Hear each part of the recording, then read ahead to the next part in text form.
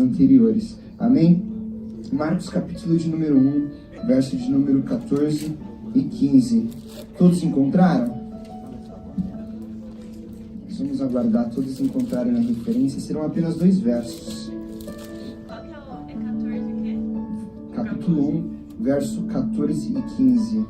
Marcos, capítulo 1, verso 14 e 15. Olha para o irmão que está do seu lado e fala assim, ó, é muito bom ter você aqui hoje. Fala para ele. Não, mas fala com vontade, que assim, se você falasse assim para mim, eu não acreditaria. Fala assim, é muito bom ter você aqui hoje. É muito bom ter cada um de vocês. Amém. Tá?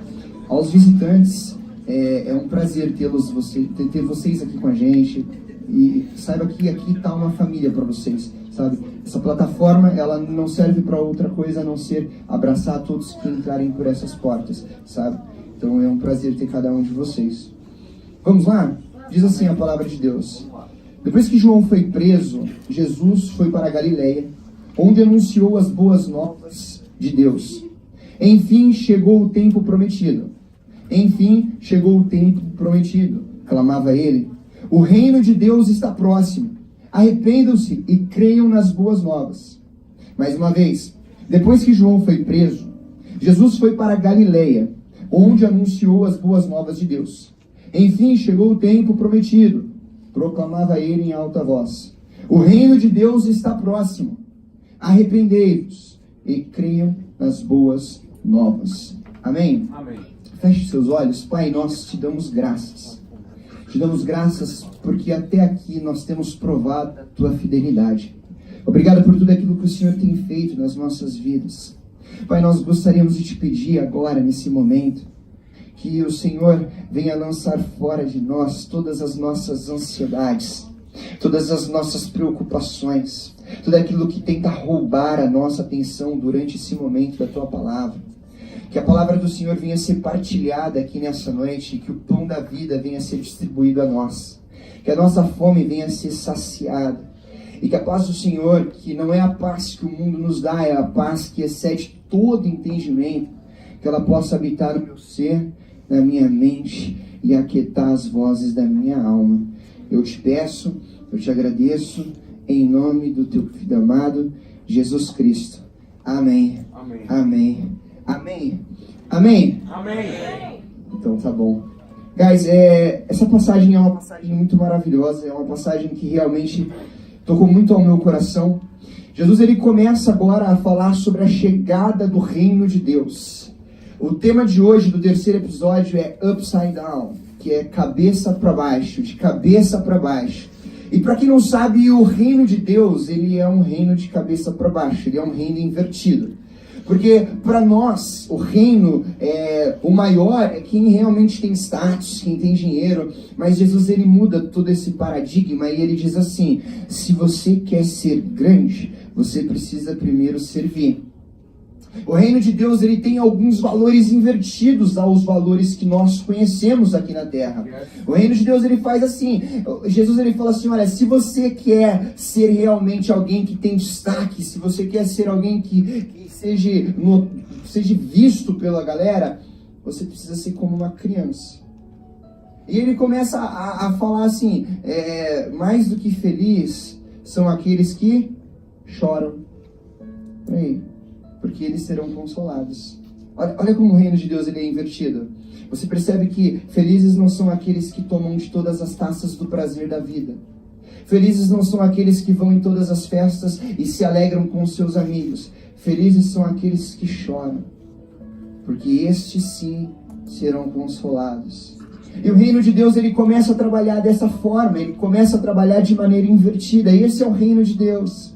Aí Jesus, ele vem dizendo assim, ele diz, proclama em alto e bom som, o texto fala para nós, ele diz assim, porque o tempo prometido chegou.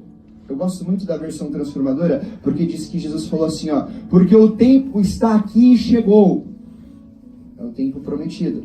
Aí ele fala, e o reino está próximo. Só que, quando você para observar na palavra de Deus dizendo que o reino está próximo, preste muita atenção nisso.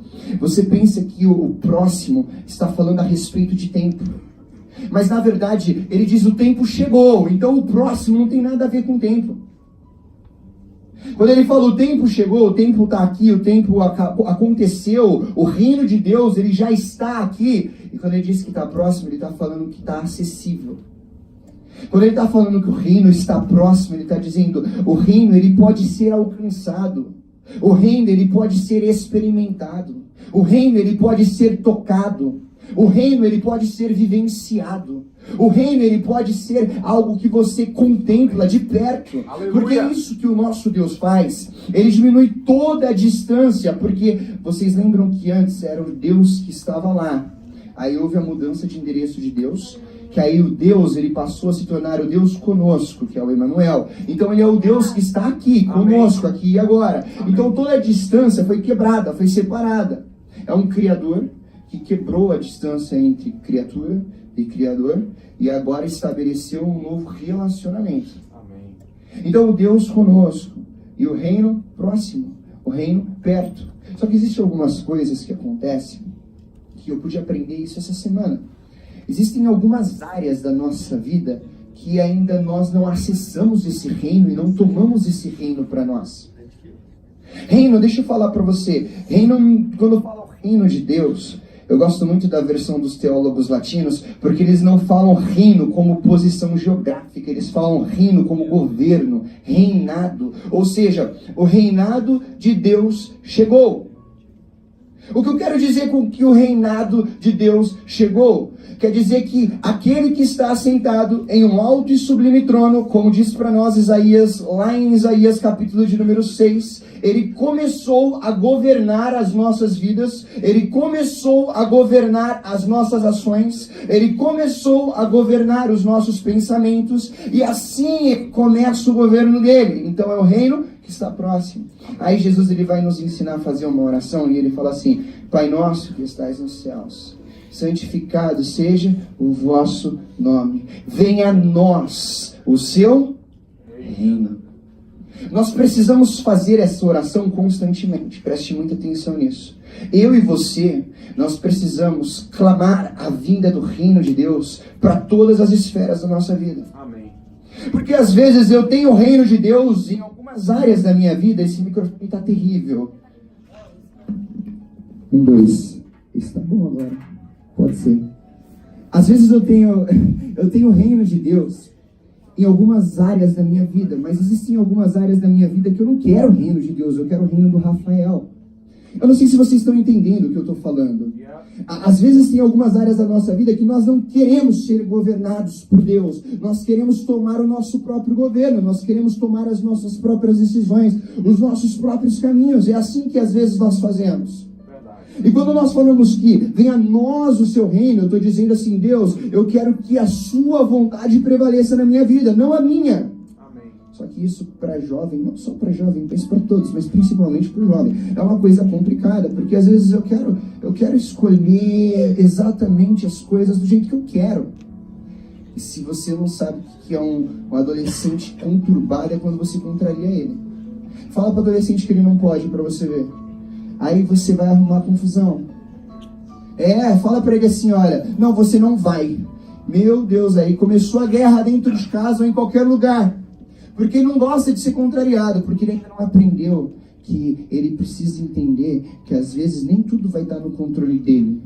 E é bom quando tudo não está no nosso controle, porque às vezes, eu gosto muito de Spurgeon, que ele diz assim, ó, o homem, ele não precisa mais do que o seu próprio peso para cair. Olha isso. Eu não preciso do diabo, eu não preciso de pessoas do lado de fora, nem amizade errada. Eu, Rafael, propriamente dito, sou o mal o suficiente para destruir comigo e com qualquer um que estiver perto de mim. Né? Esse é o ser humano. Essa é a ser humanidade. Ser humanidade é isso. Ser humanidade é tomar cuidado para nós não ferirmos muito outras pessoas e para nós não acabarmos nos ferindo. Por isso que nós precisamos constantemente fazer essa oração. Pai nosso, que estais nos céus, santificado seja o teu nome. Venha a nós o teu reino. Eu sugeriria que vocês fizessem essas orações assim todas as manhãs, porque às vezes o nosso próprio reino ele quer vir à tona, principalmente quando é alguma situação difícil. Às vezes eu não sei se vocês são assim, mas comigo é assim. Às vezes tem momentos que uma coisa tão simples rouba a sua paciência. Uma coisa tão pequena te tira do lugar, sabe? Às vezes é um celular que não funciona, você quer pegar o celular e jogar pela janela do carro. Às vezes é uma ferramenta que não dá certo e você fica tão revoltado que você quer jogar o drill lá para longe. Às vezes é uma coisa que dá errado, tão minúscula, tão pequena, tão insignificante aos olhos de outra pessoa, mas vem uma ira tão grande dentro de você que você não consegue ter controle de si mesmo e você fala assim, eu quero quebrar tudo. Aí a gente precisa lembrar, falar assim, ó, é o reino de Deus, não é o meu reino não. Aí você respira, conta até 10. Eu já tive uma experiência assim, o cara tava na minha frente, e ele parou assim, ele achou que a rua era dele. Ele parou na frente assim, aí o outro desceu, tirou uma compra, aí ele foi lá na frente, começou a bater papo, e eu falando assim pra mim, Deus do céu, governa a minha vida, eu não vou apertar a buzina. Eu não preciso apertar a buzina, eu posso esperar o rapaz dar o tchau pra pessoa, eu posso esperar descer as compras, e foi passando 1 minuto, 2 minutos, eu falei, não, eu não vou. Mas é difícil nós negarmos o nosso reino e falar assim, Deus, é você que está no controle, não é eu não, quem está no controle é o Senhor. E eu aí falando, meu Deus do céu, eu vou tomar o controle, porque às vezes nós queremos pegar o cetro na mão e tomar as decisões, dar os vereditos da vida. Não é verdade? Principalmente nós, às vezes que somos muito novos, não quebramos a cara ainda com algumas áreas da nossa vida. Chega para um experiente, às vezes você fala uma coisinha, você vai falar assim, ih, filho, não precisa. Por quê? Porque ele tem experiência. Nós não temos muita experiência, às vezes nós arriscamos por nós mesmos. Mas se vocês forem sábios, procurem pessoas mais velhas para se aconselhar. Pessoas que possam dar um direcionamento para vocês, de como vocês agir em certas situações. Isso é muito bonito, sabe? É louvável isso. Você chegar para alguém mais experiente e falar assim, olha, eu tô com uma dificuldade nesse ponto, vocês podem me ajudar? Para nós evitarmos quebrar a cara. Aí foi aquele momento, eu falei assim, não, e o cara foi embora, e foi ali, uns 4 minutos, velho. Quem tá dirigindo sabe que 4 minutos é muito tempo. É muito tempo. Principalmente aqui em New Jersey. Aqui em New Jersey eu não sei, o povo é louco, mas eu tô pegando isso, mas não pode. Em nome de Jesus, o reino de Deus vai vir na minha vida nessa área, eu não vou fazer mais isso. Mas o semáforo abre assim, a coisa de segundos. Pum, abriu, já tá buzinando, a pessoa fica assustada. O que tá acontecendo? É loucura. Aí esses dias eu fui pra Maryland, e Maryland é totalmente outro mundo. É tudo muito calmo. Eu lá no semáforo aí, não pode fazer isso que eu vou falar agora. Já vou falar. Fala assim, pastor Rafael, não. Eu fui ver quem mandou mensagem. Eu estava no semáforo, parou. Não façam isso, gente, prestem bem atenção. Isso é complicado, é contra a lei, não pode. Pode morrer. Olha a imprudência. Aí, só que tem um negócio que é terrível. O conselho que eu dou, vira o celular. Não deixa a tela assim pra você. Não. Até no culto. Eu tô aqui, ó, falando com vocês, aí vem assim, ó, é a notificação. Você faz assim, ó. Aí eu venho pregar pra cá, então, em nome de Jesus, o negócio é complicado. E eu tava lá em Maryland e do nada veio a notificação. E eu fui ler, o semáforo abriu, eu li, eu olhei, o cara tava atrás de mim e buzinou, velho. Eu falei assim, meu Deus, o negócio é em New Jersey, né? Então vamos trazer o reino de Deus para nossas vidas, para as áreas da nossa vida que precisam ser controladas, que precisam ser ter a luz de Cristo nos nossos corações, amém, na nossa mente, na nossa alma. Amém? Amém. Então, eu falei no primeiro dia, no episódio piloto da nossa série, a respeito da igreja entrincheirada. Uma igreja que se entrincheirou e passou agora a ferir todos aqueles que estão do lado de fora. E nós ficamos naquela briga de querer ter lado, de querer ter partido, de querer ter uma posição para dizer, eu estou certo, eu sei o que eu estou fazendo. Eu sou uma pessoa esclarecida que sabe para onde está indo. Nós temos esse negócio dentro de nós. A ser humanidade tem isso, de querer ter a resposta para todas as coisas. Existem algumas fases chatas na vida do ser humano. Uma das fases mais chatas é quando é uma pessoa que sabe de tudo. Vocês conhecem pessoas assim?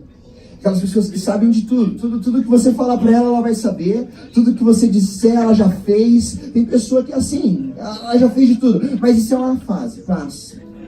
Graças a Deus. É uma fase que a pessoa sabe de tudo e passa. Não é porque ninguém aqui é assim, né? Então, Às vezes nós precisamos entender que nós não sabemos de nada. E Jesus, ele sempre foi uma pessoa que ele nunca tomou partido. E nós achamos que Jesus toma partido. Na época de Jesus existiam alguns partidos religiosos. Eu queria que vocês prestassem muita atenção agora, porque agora é que eu vou começar a pregar. Na época de Jesus existiam alguns partidos. Haviam os fariseus, os saduceus, né? Aí eles brigavam entre si, porque eles queriam discutir quem estavam certos. Eles queriam falar assim, não, porque a minha interpretação da lei é a interpretação mais correta. Hoje nós quase não vemos brigas de denominações, né? Ah, porque eu interpreto o cânon sagrado desse jeito e é desse jeito. Várias brigas que isso vem desde lá de trás, não é recente, sabe? É uma coisa que vem lá atrás. E essa briga acontecia e os fariseus, eles tinham se auto-incumbido uma missão. Eles eram responsáveis por tentar identificar quem era o Messias de Israel. Eles tinham dito assim, olha, nós, como a nata aqui de Israel, como os teólogos mais influentes do mundo, porque na época os teólogos mais influentes do mundo eram de Israel. O colégio rabínico de Israel era um colégio admirado por todo mundo, inclusive pelos gregos, onde os gigantes dos saberes nasceu, né? Onde veio a terra de Ptolomeu, Sócrates, Aristóteles, Platão. Eles admiravam os teólogos. Tanto é que na época antiga, se você não sabe, a teologia era considerada a rainha de todo saber. A rainha de todo saber. Então, tudo começava com conhecimento teológico. E aí, os teólogos eram os mais notórios. Aí, os fariseus, eles tinham se incumbido da responsabilidade de identificar quem? O Messias. Vamos falar de novo. Eles tinham se incumbido da responsabilidade de identificar quem? O Messias. Vocês sabiam que na época de Jesus haviam vários Cristos? Vários Cristos. Isso era quase que uma epidemia em Israel. As pessoas, elas nasciam e às vezes quando coincidia de alguma coisa na vida deles bater com alguma profecia do Antigo Testamento a respeito da vinda do Messias, eles batiam no peito e falavam assim, porque eu sou o Cristo enviado por Deus. E aí existiam até hospitais que tratavam pessoas desse jeito. Por isso que quando levantavam-se pessoas dizendo que eram Cristo, eles nem ligavam muito. Só que os fariseus, eles encontraram um que era diferente. Os fariseus encontraram um homem que não tinha igual. Um homem que quando os próprios fariseus, eles ordenaram que os seus soldados prendessem esse homem, porque estava causando muito alarme. Os soldados chegaram diante de Jesus e ouviram Jesus falar. E quando Jesus falava e ensinava e dissertava na sinagoga, os soldados começaram a ficar para baixo e sentaram e se curvaram e não sabiam o que fazer. Aí eles voltaram embora. Aí os fariseus falaram assim, o que aconteceu com vocês? Por que vocês não trouxeram um homem? Eles olharam para eles e disseram assim, nós nunca vimos alguém que fala igual ele, com autoridade, com poder, com ousadia. Nunca nós vimos isso. Os fariseus não acreditaram. Os fariseus não conseguiam entender o que Jesus tinha. E os fariseus começaram a perseguir Jesus, porque eles tinham se colocado a responsabilidade, a missão de identificar se ele era o Cristo ou não. Só que aí Jesus ele é o tipo de pessoa que ele é diferente do que todo mundo diz. Esse é um homem que se atrai pelo pior tipo de gente. Diferente da religião que escolhe só os melhorzinhos, Jesus ele ia nos piores. Existiam algumas classes de pecador. Jesus ele ia nos piores mesmo. Aqueles que mais pecavam era quem ele mais se atraía, era quem ele mais se apaixonava. Jesus ele ia naqueles que as pessoas falavam assim, mas é na casa dele que você vai comer? É esse homem que o Senhor vai conviver, vai se relacionar? Era esses que Jesus ele se aproximava. E quando Jesus ele decide agora se aproximar de pecadores, de publicanos, que era a maior briga. Os fariseus, eles não conseguiam se conter. Porque se você não sabe, preste atenção nisso. A teologia de Jesus com a teologia dos fariseus era quase igual, era quase a mesma coisa. Jesus acreditava em todos os livros do Antigo Testamento, tanto os proféticos, quanto os poéticos, quanto os históricos. Aí os fariseus também acreditavam em todos os livros do Antigo Testamento, tanto os poéticos, quanto os proféticos, quanto os históricos. Aí Jesus acreditava na ressurreição, na vida após a morte, na ressurreição corporal. E os fariseus também acreditavam na ressurreição. Então a teologia de Jesus com a teologia dos fariseus era uma teologia que meio que batia. Era uma teologia que ela andava de lado a lado ali. E aí Jesus, quando ele percebe que os fariseus ficaram bravos porque ele estava se relacionando com os publicanos, Jesus ele vai fazer algo que mexeu com a mente de todo mundo em Israel. Jesus vai dizer para os fariseus assim: eu não vou tomar partido do partido de vocês. Mas como ele faz isso, Rafael? Jesus faz isso contando um conjunto de parábolas. Eu não sei se vocês já ouviram a parábola das 100 ovelhas. O louvor, eu tenho certeza que vocês ouviram. Muitos nem querem ouvir mais, mas tá bom. Tem a parábola das 100 ovelhas, a parábola das 10 dracmas e a parábola dos 2 filhos. Essas parábolas, elas foram contadas com um propósito. Preste atenção nisso. Qual o propósito, Rafael? Fala assim pra mim. Qual o propósito? Foi contadas para dizer para os fariseus: eu não vou fazer parte do partido de vocês. Eu vou explicar para vocês. Jesus ele é muito radical. Às vezes nós pensamos que ser radical nós vamos perder algumas coisas. Não vai não. Nós precisamos ser radicais em algumas áreas da nossa vida.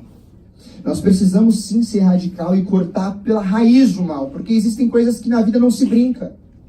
Esses dias perguntaram para mim assim: Rafael, isso daqui é a minha tentação, o que eu faço? Eu falei: foge, filho, corre. Você não brinca, você não tenta lutar. Ah, não, porque eu vou lutar contra a tentação. Não, porque eu vou lutar. Você não vai lutar. Se você lutar, você perde. Por isso que Paulo fala para Timóteo: Timóteo, foge dos desejos da mocidade. Você foge, você não luta, você não enfrenta. Ah, mas eu não sou covarde. Você precisa fugir. Porque fugir não é sinal de covardia, é sinal de inteligência. Então, se isso serviu para você, fique longe daquilo que te enfraquece. Se o que te enfraquece é a pornografia no celular, saia de lá. Se o que te enfraquece é a sua amiga na escola que não sabe namorar direito, sai dela, foge dela. Ou se é o rapaz que quer te induzir a levar para a cama, foge dele. Porque contra essas coisas não tem brincadeira. Tem que ser radical. Jesus era radical. Ah, Rafael, Jesus não era radical. Jesus era radical. Ele fala assim: olha, eu vou dar uma resposta para vocês, fariseus. Eu vou dar uma resposta para vocês. E eu quero que isso fique bem claro. Eu vou contar aqui a parábola. Eram 100 ovelhas. E o pastor, ele perdeu uma única ovelha. Uma única ovelha.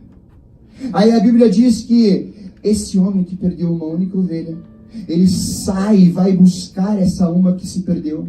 E deixa as 99 no campo. Ele não coloca as 99 no aprisco. Ele não guarda as 99. Não, ele sai, abandona as 99 e vai atrás de uma que se perdeu. Então, automaticamente, o que aconteceu? As 99 se perderam. E ele foi atrás da que estava perdida. Os fariseus, eles estavam implicando com Jesus porque Jesus estava indo atrás dos publicanos. Aí Jesus fala assim: deixa eu falar uma coisa para vocês, ó fariseus. Eu troco todos vocês por um publicano só. Todos vocês. Todos vocês.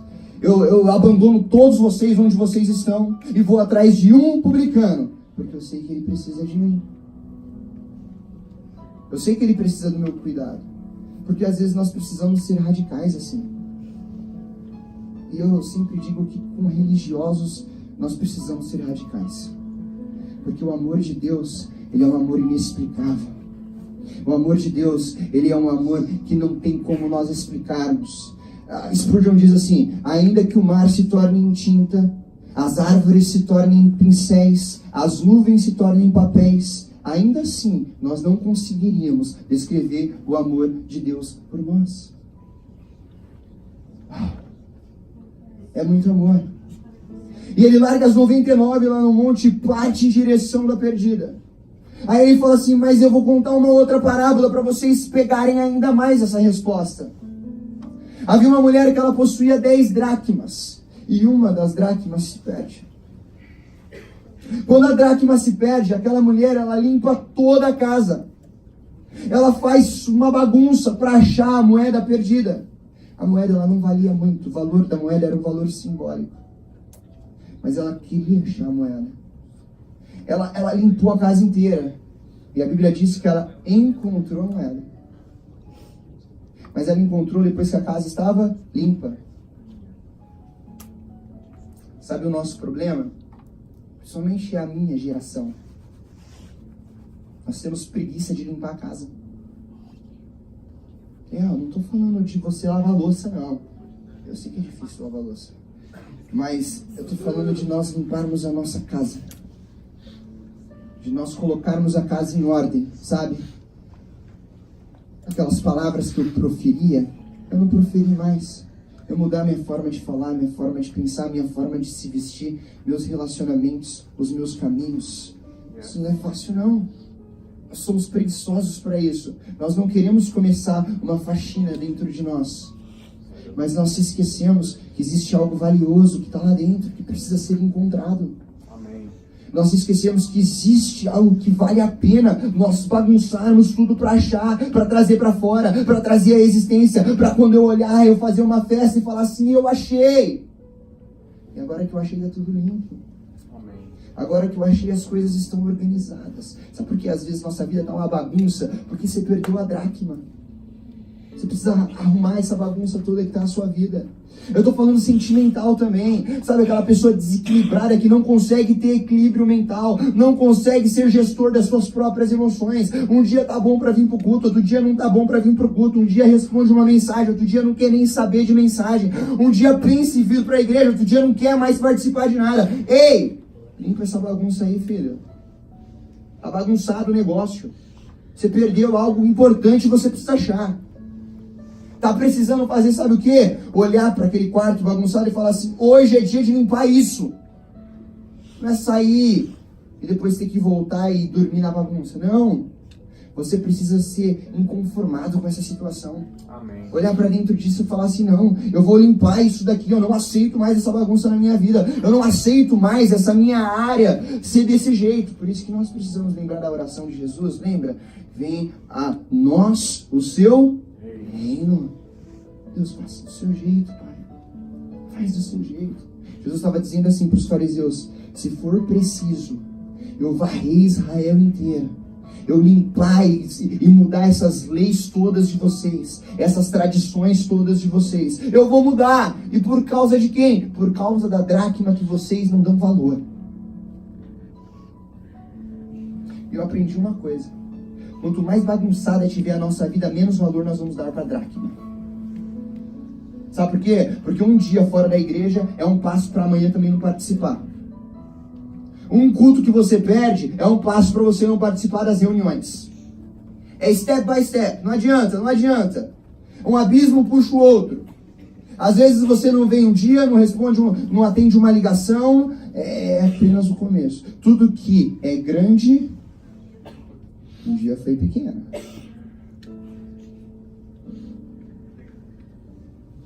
A serpente só falou com Eva porque ela era um animal selvático que foi transformado em um animal doméstico. Às vezes nós pegamos o nosso pecado, nós pegamos o nosso problema e trazemos para tão perto que vira animal de estimação. A gente começa a tratar do nosso pecado, a mascarar, a colocar desculpa, a cobrir ele. Assim que a gente faz. Aí mente, começa com uma mentirinha. Aí a mentira, se você não sabe, a pior coisa da mentira não é contar ela não, é lembrar do que você contou. Porque uma hora ou outra, você esquece, meu irmão, aí foi pego, né? Por isso que sempre tem que andar na verdade. Então Jesus fala assim, olha, eu vou varrer tudo, eu vou limpar tudo. Eu vou limpar tudo porque eu quero encontrar aqueles que vocês não dão valor. Aí por último, Jesus ele vai falar assim, mas eu vou ainda além. Porque existiam 2 filhos. O mais novo deles chegou pro pai e falou assim, papai, é o seguinte, papai, eu quero a minha parte da herança, Porque eu quero sair, eu quero curtir a vida, eu quero gastar o meu dinheiro e viver longe do Senhor, porque eu não consigo mais chegar em casa e olhar para o Senhor com um olhar de reprovação, de tipo, eu não estou aceitando o que você está fazendo, filho, eu não consigo mais lidar com isso, papai. Eu quero dinheiro, eu quero ter a minha vida. Ele era um filho que pensava assim, porque quando eu puder fazer tudo aquilo que eu quiser, aí eu vou estar bem, aí eu vou ser feliz. Já pensaram assim? Eu já pensei assim. Sabe, aquele pensamento, quando eu puder fazer isso daqui, eu vou estar bem. É o pensamento de quando eu puder fazer o que eu quiser, eu vou estar bem, eu vou me sentir bem. Esse menino, ele é um exemplo muito bom para nós, para dizer que não é assim. Às vezes eu posso fazer tudo o que eu quiser e estar mal. Então, às vezes, essa liberdade que você busca não vai te trazer felicidade, não. Por isso que nós precisamos dosar e entender como as coisas funcionam. Aí esse menino, ele fala, papai, eu preciso do meu dinheiro, eu preciso sair, eu preciso gastar, e eu tô indo. O pai olha e fala assim, nossa filho, tá bom, tô aqui, eu vou dar pro seu irmão também, eu distribuo pros dois. Aí o mais novo sai, vai, e a Bíblia diz que ele gasta dissolutamente. Ele gasta de forma imprudente. Ele gasta sem pensar no amanhã. Ele gasta sem medir esforços. Aquilo que ele pensava, ele fazia. Qualquer taça do prazer que ele pensava, ele tomava. Aí o mais velho ficou lá na casa. Passado-se um tempo, o mais novo gasta tudo. Aí a Bíblia diz que ele tem um insight. Ele fala assim, nossa, eu não tenho mais dinheiro. Eu estou tendo que trabalhar. O que eu ganho não é nem o suficiente para eu comer. Eu vou voltar para morar com meu pai, porque os serviçais do meu pai vivem melhor do que eu. A galera que trabalha com meu pai come melhor do que eu. Eu vou voltar e vou falar para ele, pai, eu me arrependo do que eu fiz. Me tenha como seu servo. Me tenha como alguém que vai te servir. Eu vou voltar lá, porque eu sei que o meu pai, eu sei que ele vai me receber. Sabe o que eu acho lindo nele? Eu acho que é o mais admirável nesse garoto. Era que ele tinha um coração pronto a se arrepender, pronto a se humilhar, a dizer assim, pai, eu errei, eu pequei contra os céus, eu pequei contra a terra. Está faltando em nós um senso de humildade própria, de nós olharmos para nós e falarmos assim, nossa, eu errei. Por que é tão difícil para nós assumir a culpa? Por que é tão difícil para nós olharmos para nós e falar assim, Deus, eu fiz errado, eu quero voltar, eu quero me arrepender, eu quero regredir, eu quero chegar de novo e servir, eu quero começar a reconstruir. Por que a gente não consegue engolir esse nosso orgulho, esse auto-orgulho que nos destrói, que nos corrói e nos impede de voltar a ter um relacionamento verdadeiro com Ele? Por isso que é um momento que nós falamos, Deus, venha a nós o seu reino. Nós não podemos lidar com essas coisas. Nós temos que abrir mão. Aí ele volta. Quando ele volta, o filho mais velho está lá na casa. Aí ele percebe que o irmão voltou. A Bíblia diz que quando ele sabe que o irmão voltou, a festa está rolando lá, ele do lado de fora, ele chama o pai. E ele vai ficar bravo com o pai. Agora olha a mentalidade desse menino. Ele fala assim, papai, é o seguinte, papai, o Senhor nunca me deu um cabrito para eu matar e me alegrar com os meus amigos. E agora para esse aí que veio, que ele tinha gasto tudo, o Senhor faz uma baita de uma festa dessa. Para esse aí que esbanjou todo o seu dinheiro, você faz uma baita de uma festa dessa. O pai olha para o filho e fala, filho, eu não estou te entendendo não. Eu não estou te entendendo, filho, porque ele estava perdido. Ele era o filho que estava perdido, mas agora ele voltou ao pai. Era para nós nos alegrarmos. Não, papai, mas você nunca me deu um cabrito. Mas tu desceu, filho. Eu não sei se você conhece pessoas assim, pessoas que têm tudo, mas vivem com uma mentalidade de estar lutando por aquilo que já tem, sabe? Está lutando para tentar ter um amor que já foi disponibilizado para nós lá na cruz. Ei, você não faz aqui para ter alguma coisa. Você faz porque você tem alguma coisa. Você não trabalha para o reino de Deus para que você receba um pagamento depois. Nós recebemos tudo que nós precisávamos receber na cruz do Calvário. O sacrifício de Cristo proporcionou tudo para nós, e o que nós fazemos é resultado de tudo aquilo que Ele fez. Aí Jesus está contando na verdade a história, dizendo assim: olha, deixa eu falar para vocês, fariseus, vocês são o filho mais velho. Vocês são o filho mais velho que ficam bravos com os mais novos porque eles erraram. Quem são os mais novos? Os publicanos. Aí Jesus ele vai dizer assim: vocês estão pensando que os fariseus estão do meu lado, aí os publicanos achando que eu estou indo para o lado deles, e achando que eu estou indo para cada um, porque às vezes é assim, não, porque Deus está na minha igreja. Não sei se você já viu, tem líder religioso que fala isso. Acredite. Mas não, porque Deus está aqui. Aí fala até eu não vou falar o nome da igreja, que é antiético, né? Chato, né? Mas eu vou falar que tem um coração. Ele diz assim, ó, porque o milagre foi aqui, porque Deus está aqui. Sabe? Tipo, querendo pôr Deus de um lado. Deus não toma lado. Deus não toma partido. Jesus não toma lado. O que Jesus estava tentando explicar para os fariseus, o que Jesus estava falando também para quem? Para os publicanos, era assim: eu não estou indo para o lado dos publicanos. Que nem vocês estão dizendo, mas ele come com pecadores. Eu não estou indo para o lado deles. Na verdade, eles estão vindo até mim. Ei, não existe Jesus de um lado e os rebeldes de outro. Não. Todos aqueles que quiserem ir para Jesus vão até Jesus. Não é ele que toma lado. Quem tem que tomar o lado somos nós. Quem precisa ir até Jesus somos nós. Nós precisamos abrir o nosso coração e dizer assim: Deus, eu entendo que o Senhor está aqui tanto para um quanto para outros, para o pior dos pecadores. Eu entendo que, assim como o Senhor está para os sábios e para os entendidos, o Senhor também está para aquele que às vezes nem sabe falar. Jesus, ele é aquele que ele chama até mesmo os pequenos, que às vezes não dão nada.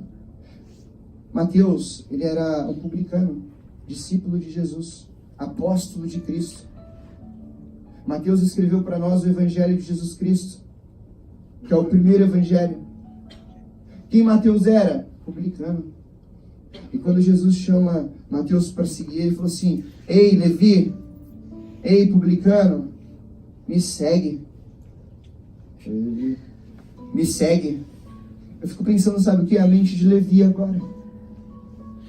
Eu, publicano, seguir? É isso que Jesus faz. Ele te chama, mesmo quando ninguém acredita em você.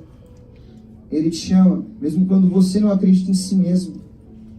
Ele te chama, mesmo quando você olha para si e fala assim: eu não sirvo para nada. Eu não faço nada. Por isso que eu amo quando as pessoas chegam para mim e falam assim: Rafael, eu quero pregar. Rafael, eu quero fazer isso. Sabe por quê? Porque hoje em dia existe uma cultura tão miserável dentro da igreja que as pessoas elas não têm mais desejo, elas não têm mais ambição, uma ambição legítima, é claro, de ser semelhante a Jesus. De falar assim: eu quero ser abraçado. Porque Jesus, ele é o Jesus que abraça. Jesus é o Jesus que distribui abraços. E eu vim aqui hoje para dizer para vocês que nós temos a oportunidade de ver que Jesus, ele não toma lado, não tem inimigo, não. Nós todos precisamos dar as mãos, nós precisamos ter os nossos papéis, nós precisamos acreditar naquilo que Deus, ele confiou nas nossas vidas e fazer diferente. Nós precisamos sair de onde nós estamos para ir até Jesus, porque às vezes nós pensamos que ele está onde nós estamos, mas ele não está, e ele nem vai vir. Eu vou terminar, fica de pé, presta atenção nisso.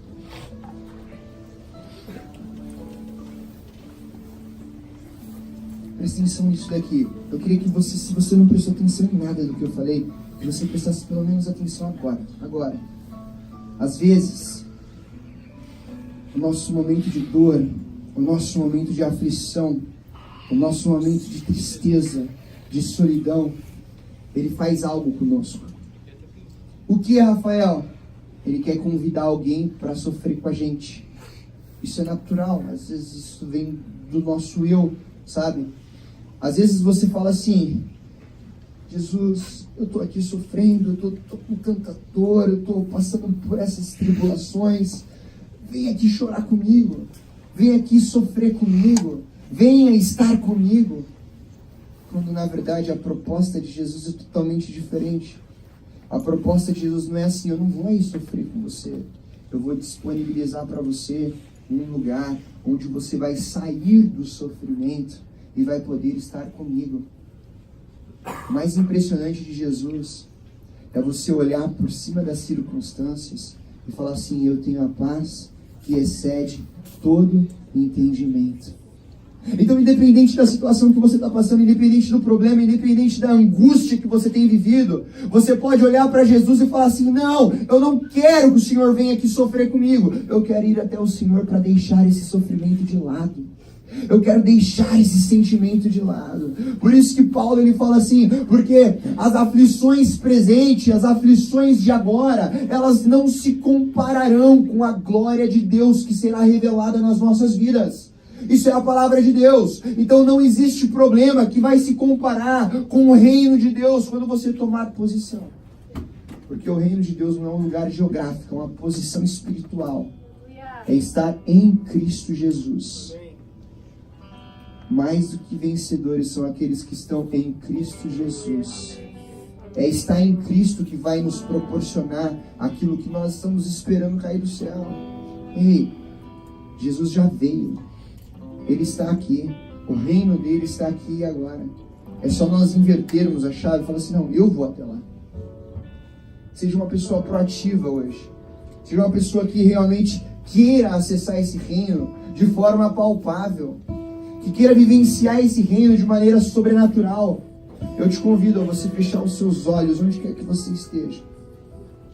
Nós vamos orar. Nós vamos orar porque nós vamos dizer assim: Senhor, nós não queremos que o Senhor tome um lado. Nós queremos todos ir para o seu lado. Porque nós queremos estar juntos. Porque igreja é unidade. Igreja é corpo. Corpo é comunhão. E comunhão é a ausência. Presta atenção. A comunhão é a ausência de problema? Não. De necessidade. Eu posso ter muitos problemas, mas aquilo que eu necessito, eu tenho aqui, a igreja. Por isso que em Atos dos Apóstolos a Bíblia diz que a igreja, ela era suprida em todas as suas necessidades. Porque tudo que ela precisava estava nela. Nós somos pessoas que não dependemos de nada lá fora. Porque nós temos Cristo conosco. É o Deus conosco. Feche seus olhos. Pai, nós te damos graça. Pai, nós te agradecemos por tudo aquilo que o Senhor tem feito nas nossas vidas. Nós te pedimos, ó Pai, que nós possamos entender o seu lado. Nós venhamos entregar, ó Pai, todas as áreas da nossa vida, todas as esferas da nossa vida ao Senhor. Que eu possa mudar minha forma de pensar, minha forma de caminhar, minha forma de falar. Que eu possa mudar, ó Pai, às vezes as minhas amizades que têm me arrastado para outros lados. Mude, ó Pai, a minha mente para que eu possa entender o propósito do Senhor. Transforma, ó Pai, o meu coração para que eu possa de fato ser imagem e semelhança do Senhor. Que eu possa sair do local que eu estou. Que eu possa sair, ó Pai, da zona de tristeza, de angústia, de sofrimento e alcançar o que o Senhor tem para mim. Eu te peço, Pai, em nome do Senhor Jesus Cristo, Deus. Continue com os olhos fechados.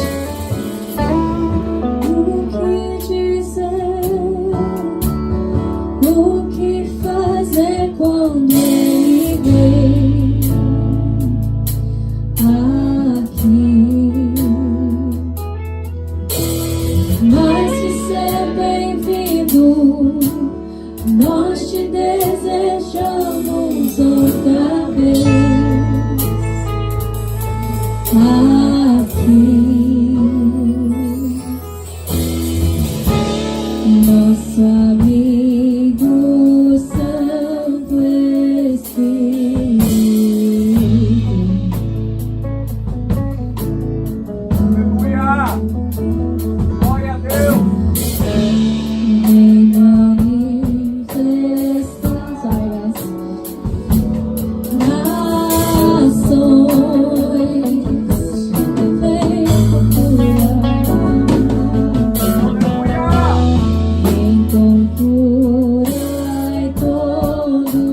do seu poder.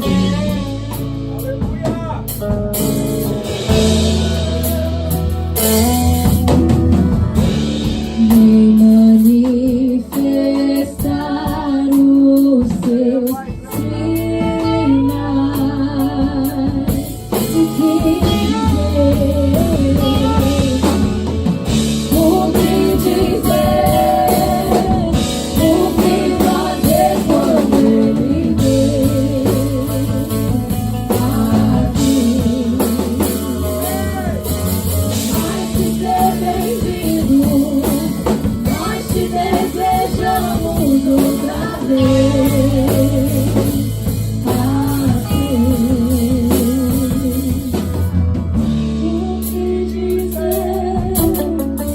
o que fazer quando ele vem aqui. Vai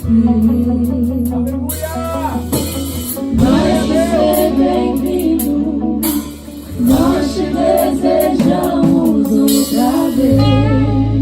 Segura só um minuto. Deus colocou algumas pessoas no meu coração.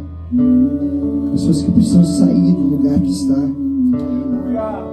para ir até onde Deus está.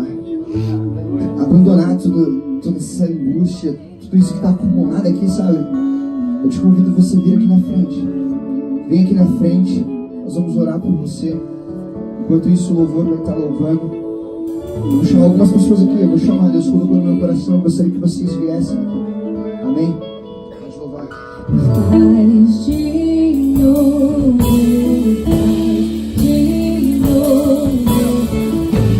teu povo clama a ti, mais uma vez. De novo, teu povo clama a ti, mais uma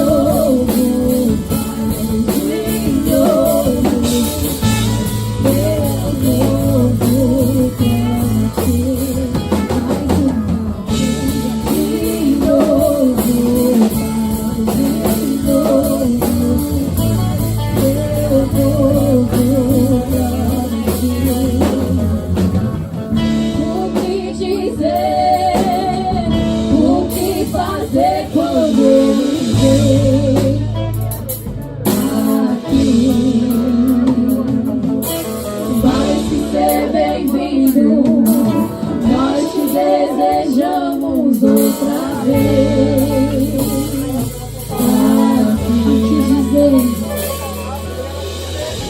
O que dizer, o que fazer quando ele vem aqui.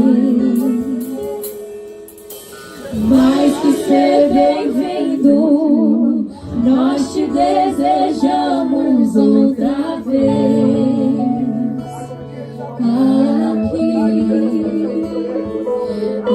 aqui com você é onde eu consigo ser quem eu sou,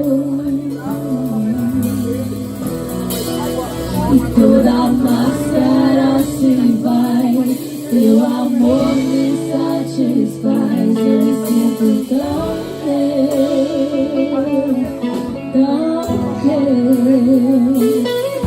aqui com você é onde eu consigo ser quem eu sou, e toda máscara